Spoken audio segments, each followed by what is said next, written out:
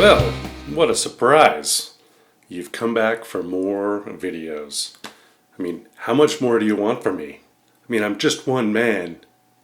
I've got lots left, don't even worry about it. Welcome once again, my friends, to another episode of Tomb of Annihilation, but better, where we talk about Tomb of Annihilation and I give you my insights on things that I tweaked, added, adjusted, or full-on stole from somebody else. Today we're talking camps Righteous and Vengeance, and how you can make them better for your campaign. So I'd like to start out a little bit with giving you an idea of what is written. So this is the way that the book presents these two locations, and then I'll give you my ideas on how to spice that up a little bit. So the first location is called Camp Righteous. It's down, it's on the banks of a river. If perchance your characters like mine, your players, picked up Undril. She's a half-orc cleric. She's trying to get down there to join the Order of the Gauntlet, which is a group of paladins that are trying to rid Chult of all the undead. So they're kind of on a crusade to come down here and take care of all the undead. So she's volunteered to come down and be a part of this mission, and she's early. So that's why she's coming down with you. And her orders are to report to Camp Righteous. So that's her whole deal. She's always, in my party at least, she was very, very vocal about we got to get to this camp. And the party was looking to get her there because they were hoping for some kind of reward. Anyway, so you show up to Camp Righteous, which is supposed to be an outpost for the Order of the Gauntlet, and find it in shambles. Like all the tents are ripped and moldy, and there's nobody there. There's no sign of bodies or remnant or anybody living there. It's completely abandoned. One of the reasons that the Order had chosen this area for their camp is there's a huge stone shrine at the location that they hoped maybe could be used as some sort of base or some kind of shelter or a fortification for them to fall back into.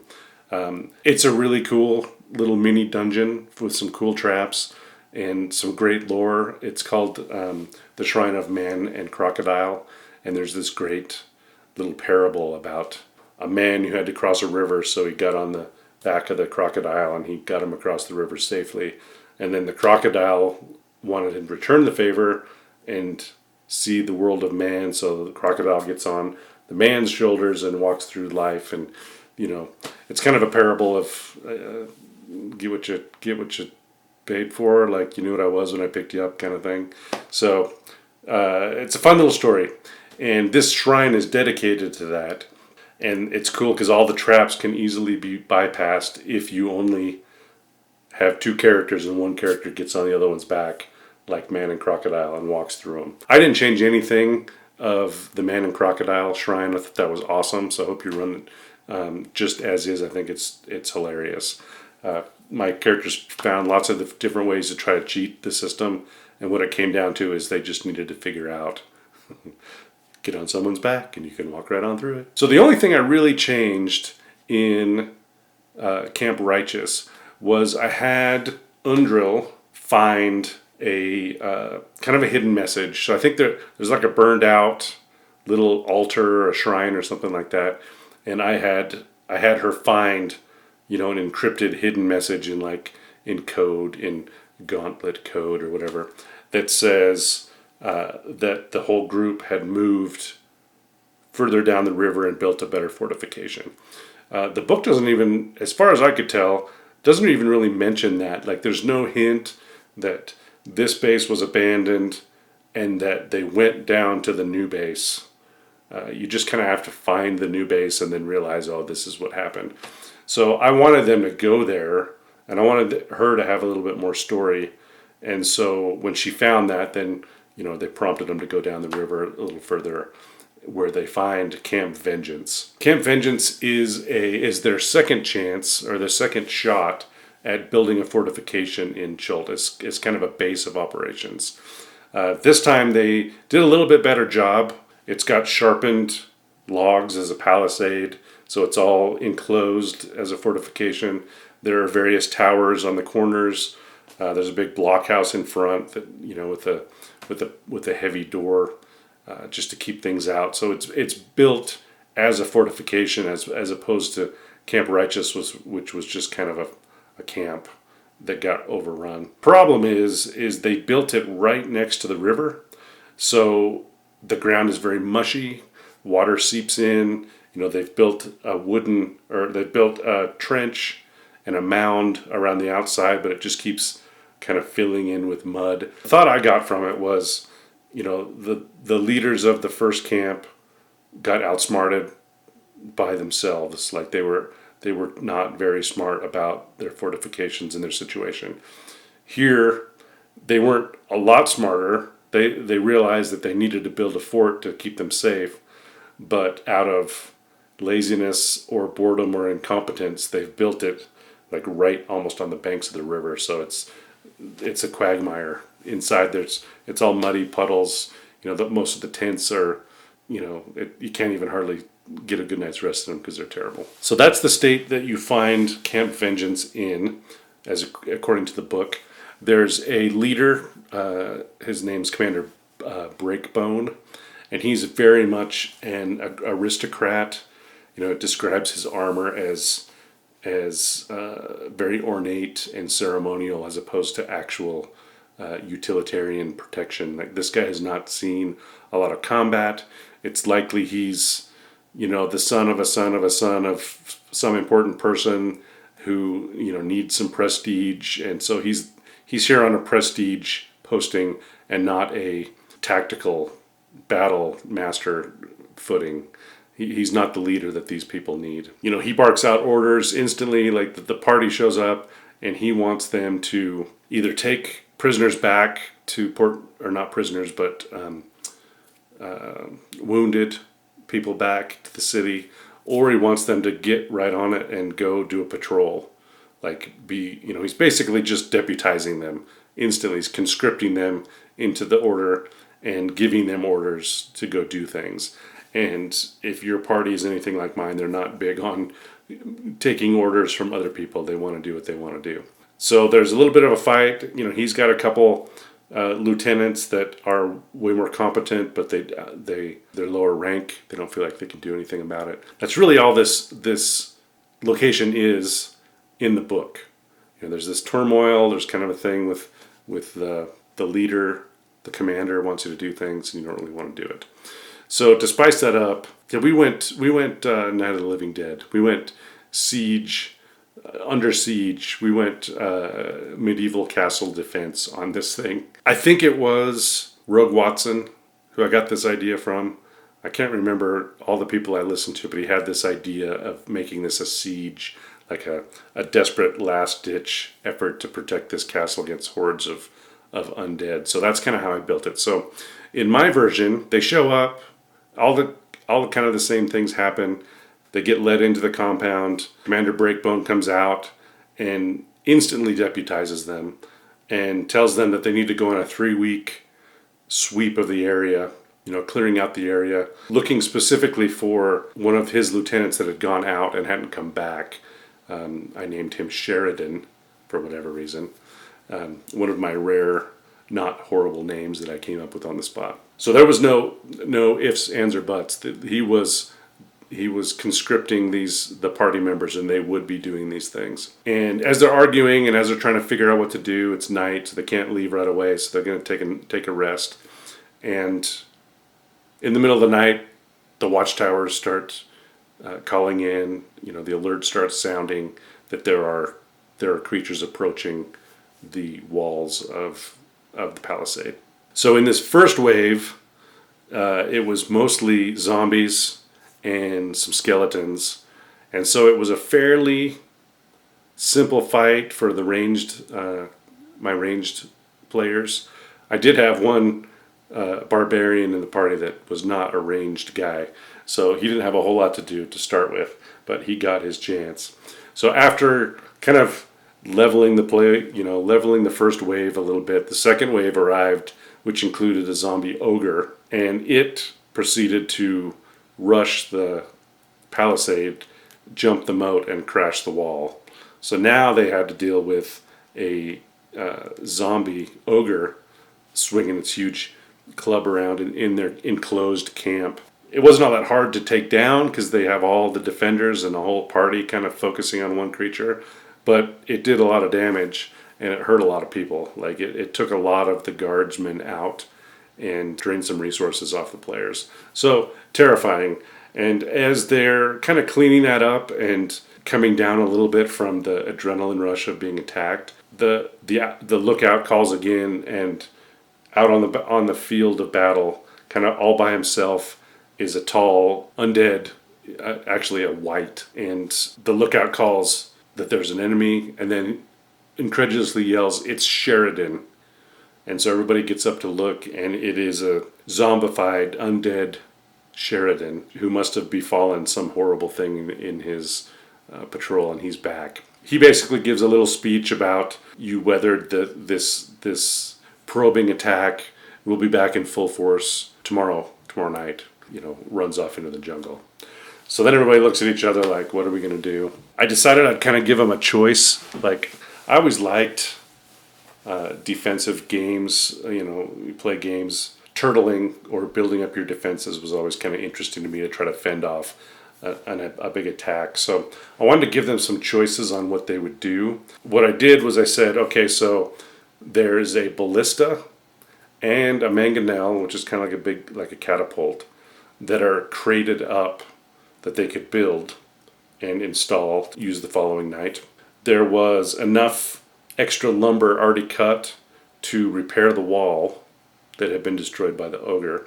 And then finally they had enough tar and pitch and oil that they could probably line they could probably line a pretty big fire trap that they could ignite if they were being attacked by one of the directions. So the perimeter of one of the sides, you could set out and build this firewall. So I gave them those choices to see what they do, and I was ready for any permutation. Oh, and they can only do two. The idea was they only had time to do two of those things: either repair the fence, build these siege weapons, or prepare this oil slick. Incidentally, my party chose fix the wall and build the firewall. So then that night, it starts getting dark, and it's, I'm trying to build up the atmosphere of, light is descending and the sounds of the night are coming, and everyone's getting on edge, and they're all positioned themselves around the camp ready to do battle. Out of the trees comes the patrol. So Breakbone, the commander. Holy cow, I can't remember what it is. Even though he knew all this army was out there, he still sent a patrol, which shows that he's a terrible, terrible person. As nightfall starts, the remnants of the patrol come running back, and they're kind of systematically getting torn down by skeleton archers that are moving in through the brush and kind of at the end of the tree line. And the few survivors are spinning around to the front trying to get to the gate to try to get into safety. So everybody goes on alert, and then they realize they're surrounded. So in my campaign, from the north came a bunch of zombies, like quite a bunch, slowly kind of shambling through the foliage and towards the camp. To the west, there were ghouls. I love ghouls. They're just cool. And a couple nasts, or ghast, whatever they're called. So they were coming from the west. From the south, there were all these skeletons. That's who was chasing the patrol. So these are ranged skeletons. So they're taking shots at the guys on the wall. And then if you see the map, to the east, there's a river. The river's right there. All heck breaks loose. They're shooting from all sides. I think I did 5 or 6 different crossbowmen for the guard, the gauntlet who are in the fort. So I rolled initiative for them, and I kind of just did a kind of a group attack and took things off on all the sides. So they were in the fight and they were doing damage, but most of it was coming from the party. Had this great scenario where the poor guys that were in the patrol finally get to the gate, and then up out of the water come more skeletons and undead after them, sort of Pirates of the Caribbean style. They just all start coming up out of the water. So those guys were getting attacked. Several rounds of just just mowing things down. Like nothing too difficult, but just players attacking and doing things that they could do, and felt like it was fairly doable. Wave 2. What I had happen was in my version of the Death Curse, and I've got a video, and if I can figure out how to do it, I'll put a link, maybe right there. In my version of the Death Curse, it's a zombie apocalypse, so people who die eventually get raised back. Not only is their soul lost to the soulmonger, but their body raises as an undead and wreaks havoc on the living. So this fortress is built, and in the middle there's an infirmary where they've been trying to take care of people who are sick or injured or whatever. And I just said that some of those folks died, and then they start rising, and then they start attacking from the inside. So you've got attacks coming from all four sides, and then in the middle, this little zombie uprising happens. And it wasn't all that many, but it was enough that they had to deal with it. So it took focus off of where they were at, and just made it more interesting. And then of course, wave 3 was Sheridan shows up, and what is he riding? He's riding a zombie T-Rex, and so it just comes lumbering through the trees, and there he is up there riding this ridiculous undead dinosaur. And he's a wight, and he's got a bow, so he's like sniping people from the top of this giant dinosaur as it's rushing towards the wall. And of course, then that focuses everybody over to that enemy, and they're focused on that. And then another one of those ogres comes running and bashes through the wall, and then you got an ogre again within the camp, wreaking havoc. And one of the great things about the zombie T-Rex is it basically vomits out zombies. So it got to the wall and just started shooting zombies out of its mouth into the camp. So he's drop shipping his troops in by disgorging zombies into the camp. And wackiness ensues. The player characters were just torn all over the place. They had to do all the things that you had to use every single skill, spell, move, dodge, heal, all the different things. It was such a great encounter. It gives them a chance to have to do all that kind of stuff, and puts them in a little bit different situation than a lot of times you get put in D&D. A lot of times it's kind of move, battle. This was like they were stuck in this one place and defending this last stand. So what happened at the end in the aftermath, they had an NPC character that they'd had for quite a long time, and he was killed, which was sad. They were sad about. The commander Breakbone, had been hiding under his bed the whole time, and one of his lieutenants had gone in and grabbed him and just chucked him out into the mud and sent him back in disgrace with the boat of injured. And Undril, who is our half-orc who we've guided here, she stays on and wants to help rebuild and refortify the camp. Camp Vengeance actually became a very important place for my campaign because it was a resting spot. It was a place that they could get back to and long rest, because I was a really mean DM and I would not let them long rest while they were in the jungle. So you can imagine how that stretches your resources. But what I did was I kind of made Camp Vengeance a constantly building and upgrading location. So they were smart enough, now that Breakbone was gone, Ord, the other lieutenant, and Undril were smart enough to realize that they needed to move this camp away from the river to get to some higher ground, some more sturdy ground. So the several times that my characters came through, there'd be things different. Like they came back and all the trees had been cleared way back into the forest until they found kind of a sturdy hill for them to build on, and they'd started building it. And the next time they came back, there was more of it built, and they'd connected a couple parts with some trenches, or they found stone. They actually went out and found stone and brought it in to make things stronger. It just was constantly evolving, which I thought was a lot of fun, and it just showed that it's a real living land, and they really they needed this landing spot to be able to rest from time to time. So the last thing I changed about Camp Vengeance was Salida. So if you remember her, we talked about before, she's one of the guides in the book. She's one of the guides that you can pick up in Port Nyanzaru. But she is a Yuan-ti, and she is an agent for Raznisi, who we've talked about a little bit. He's the fallen paladin who's become a Yuan-ti, and he's the one that's creating all the undead, and he's a super bad guy. Salida is his agent, and the way the book is written is if you take her as a guide, then she's constantly spying on them and reporting back, which I think is awesome.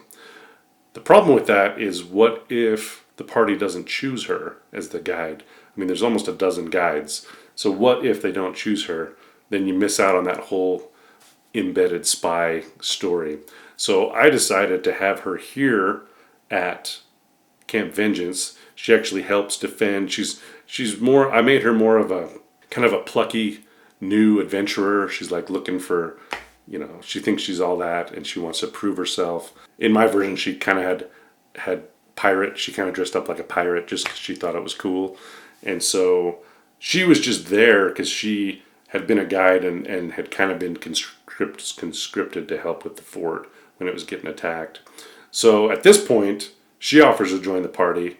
They think, awesome, let's keep her with us. And then from then on, for another, 12, 20 sessions, Salida was with them and constantly reporting back. And when her treachery was uncovered, it was such a great, I can't wait to do the recap of that session when they found out what she was and what they did about it. It's one of the most unique, crazy things I've ever seen playing D&D. Which is why we play it. Anything can happen, and it sure as heck did.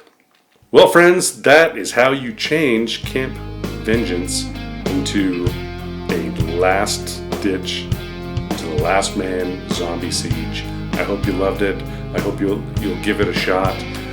Please let me know if you did, and also let me know if you have other ideas for this. The great thing about Dungeons and Dragons and about this video and what it's all about is giving you ideas for when you're running a campaign. You don't have to be running D&D, or you don't have to be running Tomb of Annihilation. You can run whatever and have some kind of last minute or last ditch to the last man struggle at a fort, and maybe some of these things can help you. So let me know how it worked for you.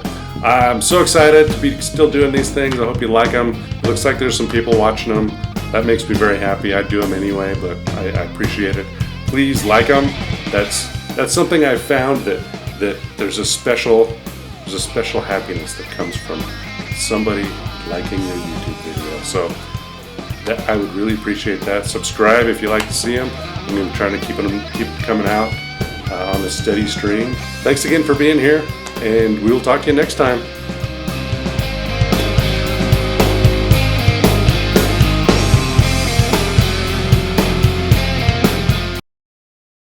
And now, a special behind-the-scenes look at the making of this video.